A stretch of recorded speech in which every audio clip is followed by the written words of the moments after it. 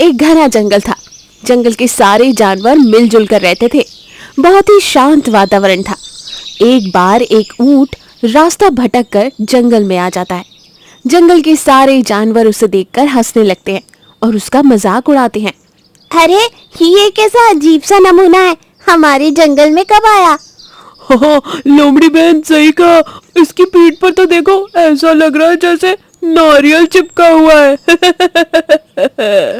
सारे जानवर ऊंट का मजाक बना रहे थे। बेचारा ऊंट चुपचाप खड़ा था। वो कुछ नहीं कह रहा था। सारे जानवर वहां से चले जाते हैं और ऊंट अकेला पड़ जाता है। उसी जंगल में बंदर और खरगोश थे।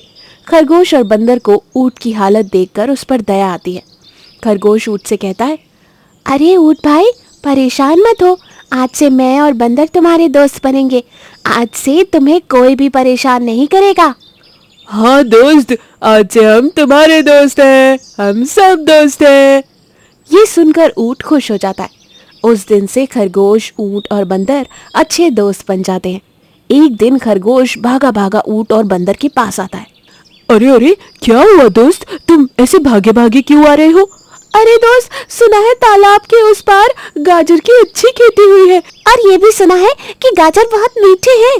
अच्छा, तो देर किस बात की, चलो चल कर खाते हैं।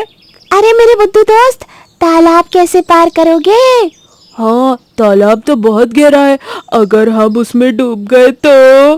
बंदर और खरगोश की बात सुनकर ऊंट कहता है, दोस्त, तुम दोनों इतने परेशान क्यों हो रहे हो? मैं हूं ना, तुम दोनों मेरी पीठ पर बैठ जाओ, मैं तुम्हें आराम से उस पार ले जाऊंगा।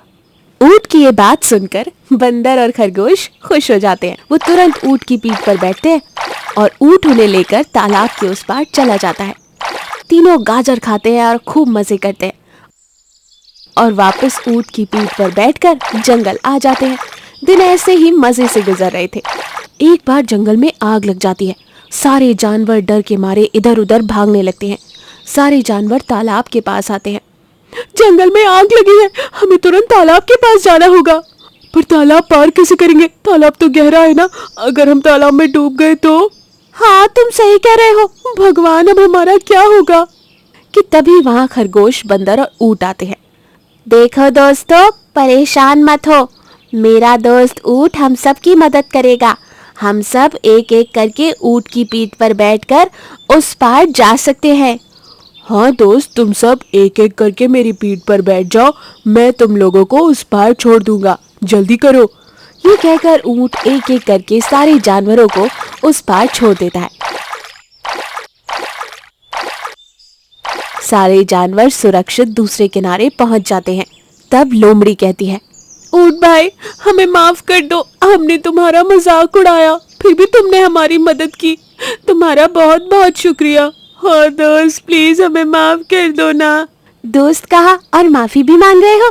दोस्ती में no sorry no thank you. देखा, हमें इस कहानी से ये सीख मिलती है कि कभी किसी को कमजोर नहीं समझना चाहिए।